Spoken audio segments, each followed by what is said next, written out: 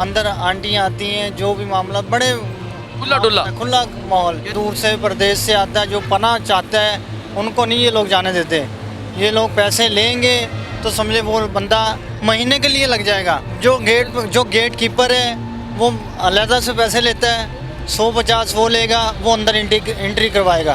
तो ये तो हदीस का भी मफहूम है ना कि मेहमान 3 दिन का मेहमान होता है। ये बिल्कुल बेस में कोई शुबा नहीं। अस्सलाम वालेकुम नाज़रीन, आप देख रहे हैं उर्दू वायरल। मेरा नाम यासिर शमून खान है। दाता दरबार, ठोकर न्याज बेग और फिर स्टेशन के ऊपर मुख्तलिफ इमरान खान के दौर की बनाई हुई पनाह गाहें आज बिल्कुल निस्तो नबूद हो चुके हैं। उसका एक अमली सबूत आपको दिखाना चाहता हूँ, जिसको देखने के बाद आपका दिल बिल्कुल भर आएगा। आप सोचते होंगे दाता दरबार के इर्द गिर्द ये ज़्यादा प्रोग्राम क्यों करते हैं? यहाँ पर ही करप्शन ज़्यादा है। पुलिस है तो यहाँ की ख़राब है, सिटी डिस्ट्रिक्ट गवर्नमेंट है तो यहाँ की ख़राब है, पनाह गाह का अमला है तो यहाँ पे ख़राब है, मनशियात बिकती है तो यहाँ बिकती है, ख़वातीन का जिस्म फरोशी का धंधा होता है तो इन्हीं 2 इलाकों में होता है, बाटी और दाता दरबार में। अगर इनके यहाँ इस तरह की चीज़ों को उजागर करें तो फिर ये बुरा भी मानते हैं, खफा भी हो जाते हैं, नाराज़ भी हो जाते हैं। लेकिन जो चीज़ें देखने की नज़र में आ जाती हैं उनको किस तरह इग्नोर किया जाए, आखिर किस तरह। ये पनाहगाह अभी आपको मलक साहब ने दिखाई है। अब मलक साहब से मैं गुजारिश करूँगा कि ज़रा पीछे तशरीफ़ ले आएँ। और ये एक बुज़ुर्ग आदमी है, लैट्रिनों के दरमियान और पनाहगाह के बिल्कुल साथ दीवार के ऊपर सोया हुआ है। अब इनके पास 1000 चौंचले और बहाने होंगे, हमारे पास ID कार्ड नहीं था इसलिए अंदर नहीं आने दिया, लेकिन ये आदमी सोया हुआ है। आप मुझे ये बताएं कि क्या इतना जदीद मुल्क, इतना जदीद शहर, जहाँ पे सड़कें बेइंतहा खूबसूरत हैं, जहाँ पे जाती उमरा की तरफ जाती रोड्स बड़ी प्यारी हैं, जहाँ पर नहर जो ज़मान पाक की तरफ जाती है बेइंतहा दिलकश है, वहाँ पर दाता की नगरी के इर्द गिर्द जहाँ पनाहगाहें भी मौजूद हैं, वहाँ पर इस तरह लोग गिरे पड़े थके हारे पत्थर के ऊपर पटरा सा बचा के, टांगे नंगी रख के, ये रेत का तकिया बना के सोए पड़े। कोई पुरसाने हाल नहीं इनका। अगर मैं इनको जगाऊं तो मुझे खुद शर्म आती है, ना जगाऊं तो ये प्रोग्राम पूरा नहीं होता। तो आज इनसे माफ़ी भी मांग लेंगे और इनसे बात भी करेंगे। अस्सलाम वालेकुम बाबा जी। अस्सलाम वालेकुम। अस्सलाम वालेकुम। क्या हाल है, कैसे हैं? सो रहे हैं? क्या करते हैं? इधर ही बैठ।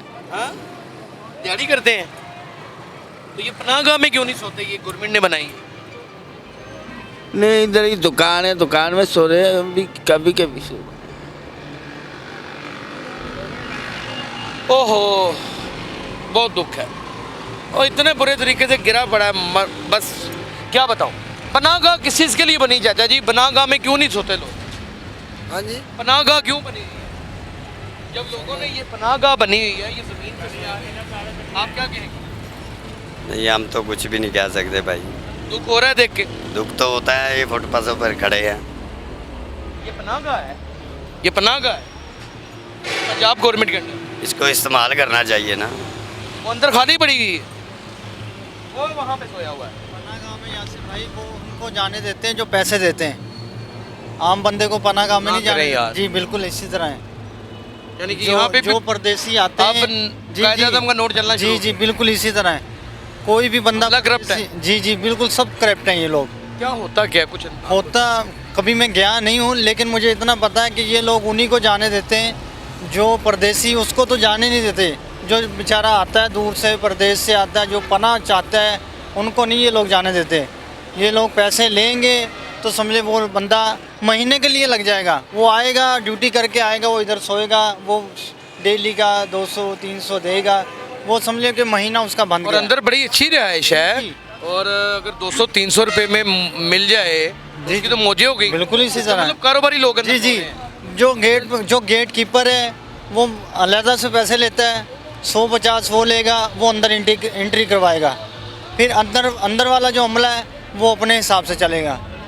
हमारे एक दोस्त हैं मुझे चक्राने पर चक्कर दिलवा रहे हैं आज। सर, मैं कहता हूँ मेरे एक दोस्त हैं बड़े अच्छे, उन्होंने सारी अंदर की हिस्ट्री बताई हैं पनाह गाँव की, क्या बताया? और जो अंदर मामलात होते हैं क्या जो होते हैं बताएं? बस अब क्या बताएं बता दें, आपको। अल्लाह का नाम है, बता दें।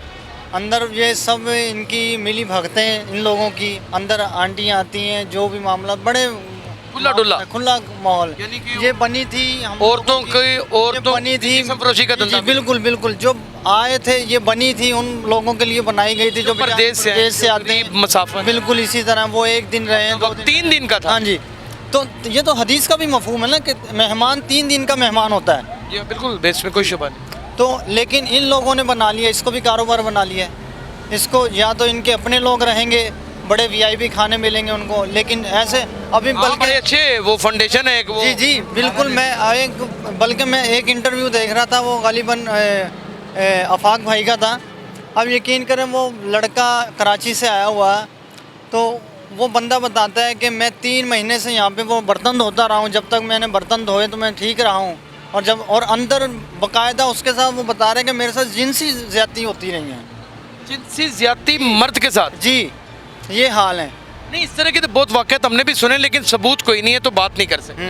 लेकिन चलें, वो तो जो ज़्यादतियाँ होती हैं, जो करप्शन होती है, लेकिन ये जो चीज़ आपने बताई है कि लोग पैसे देते हैं और रहते हैं 100%। यानी कि गुजरात से इसमें एक शख्स कारोबारी आया है यहाँ पर परचेजिंग करने, जुमे रात को आ गया, जुमे को वहाँ छुट्टी होती है, जुमे की रात को आ गया है, यहाँ पैसे देगा 100 रुपया तो अंदर रह लेगा। वो 100 रुपया तो वो गेट कीपर को देगा, वो तभी अंदर जाने देगा। तो अंदर 200-300 अंदर। बल्कि आप देख लें, ये लोग खड़े हैं, कितनी सैकड़ों की तादाद में लाइनें लगी होती हैं गेट के पास, तो वही अंदर जाता है जो पैसे देता है। ये बिल्कुल यहाँ पे जो खड़े हैं इनको भी मालूम होगा कि लाइनों में ऐसे खड़े होते हैं लोग। बुजुर्ग, बूढ़े, कमज़ोर लोग जिनको बहुएं घर से निकाल देती हैं, वो पनाहगाहों के बाहर गाड़ियों के नीचे आके कुचले जाते हैं, उनको यहाँ अंदर रहने के लिए इतनी सी जगह नहीं कोई फराम करता। और अगर जिक्र करें तो इदारे बुरा मान जाते हैं। सो व्हाट, मुझे क्या फ़र्क पड़ता है आपके बुरा मनाने से। मैं ये भी जानता हूँ कि मेरी इन प्रोग्राम्स की वजह से आप ये सब कुछ नहीं छोड़ेंगे। मैं ये भी जानता हूँ कि ये आपका कारोबार, ये धंधा चलता रहेगा। मैं ये भी जानता हूँ कि आप एक माफिया हैं, और मैं ये भी जानता हूँ कि यहाँ पर इर्द गिर्द पुलिस, मुख्तलिफ इदारे सब आपके साथ मिले हुए हैं।